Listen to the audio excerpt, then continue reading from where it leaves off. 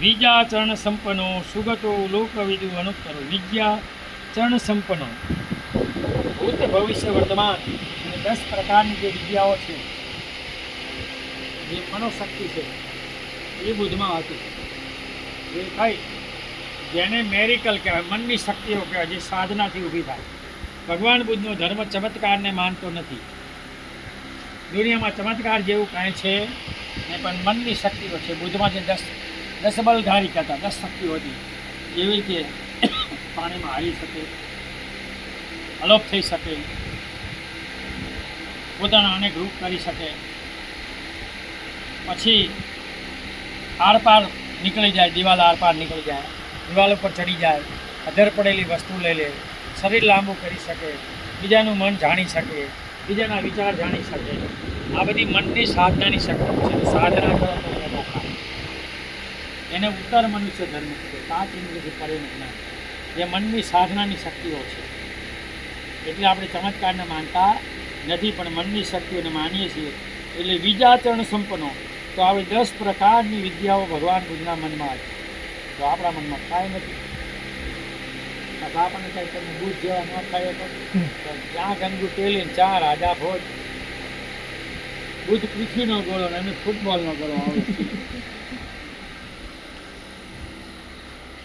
આગળ કીધું કે લોકવિદુ. લોકવિદુ એટલે શું? તો જન્મ મરણના જે મનુષ્યની નીચે 4 અને મનુષ્યની નીચે 2 લોક છે, જે 31 લોક છે, ત્યાં ભગવાન બુદ્ધ સૂક્ષ્મરૂપી સાધનાથી ગયા હતા. એટલે લોકવિદુ કહેવાય.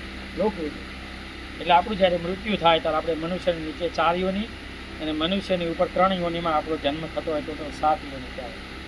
બરાબર? તો મનુષ્યની નીચે 1 યોનિ આવે, અસુર યોનિ આવે, પ્રેત યોનિ આવે, નિરય યોનિ આવે અને તીર્થક યોનિ આવે. અને મનુષ્યની ઉપર દેવ યોનિ આવે, બ્રહ્મ યોનિ આવે અને ફક્ત અબ્રહ્મ યોનિ આવે. તો આ જે ચેતનાની જે શક્તિઓ છે, એ લોકવિદુ એને બુદ્ધે જાણતા હતા. અને બુદ્ધ ત્યાં જઈને આવ્યા હતા. એટલે અભિધમનો ઉપદેશ ભગવાન બુદ્ધે સમાધિમાં રહીને આપ્યો. સમાધિમાં બુદ્ધ બેઠા નદી કાંઠે અને સૂક્ષ્મ રૂપ કરી અને તાવસિત દિવ્ય લોકની અંદર એની માં જે પુરુષ રૂપે જન્મેલા હતા અદૃશ્ય લોકમાં, ત્યાં ભગવાન બુદ્ધ આ ઉપદેશ દેવા જતા. અને આ કાયાને શરીરની જરૂર પડતી, એટલે સારી પુત્રથી ભોજન દેવા જતો. અને ભોજન કરે ત્યારે ભગવાનને પૂછતો કે ભગવાન આજ શું ઉપદેશ દીધો? એટલે અભિધમ પાછળથી આવ્યું છે. એટલે ભગવાન બુદ્ધનો ધર્મ વિજ્ઞાન અને મનોવિજ્ઞાનને માને છે. એટલે વિજ્ઞાન અને મનોવિજ્ઞાનમાં સૂક્ષ્મ ભેદ છે. વિજ્ઞાન પરિણામને માને, મનોવિજ્ઞાન અનુભવને માને. એટલે જન્મ મરણ એક મનોવિજ્ઞાન છે, એ કોઈને દેખાડી ન શકાય, એ અનુભવી શકાય. એટલે બુદ્ધ કહે છે કે હું કહું એ ના માનો, અનુભવ કરો ને પછી સ્વીકારો. માનવાનું કહે તો કોઈ જગત માને એવું નથી. એટલે આ 31 જે લોક છે, જન્મ મરણને જે ઉધ્વગતિ ને અધોગતિ, એને બુદ્ધ જાણનાર હતા. અનુત્તરો પુરુષોત્તમ સાથે. અનુત્તર એટલે બુદ્ધની તોલે દુનિયામાં કોઈ આવે નહીં. દેવી દેવતા પીર પેગમ્બર બધા અહીંયા બેસી જાય. બુદ્ધનું નામ લેવો એટલે કોઈથી તમને ભય ના આવે. બુદ્ધથી તમે નિર્ભય થાવ. બુદ્ધ તમને નિર્ભય કરે. શું કરે? નિર્ભય.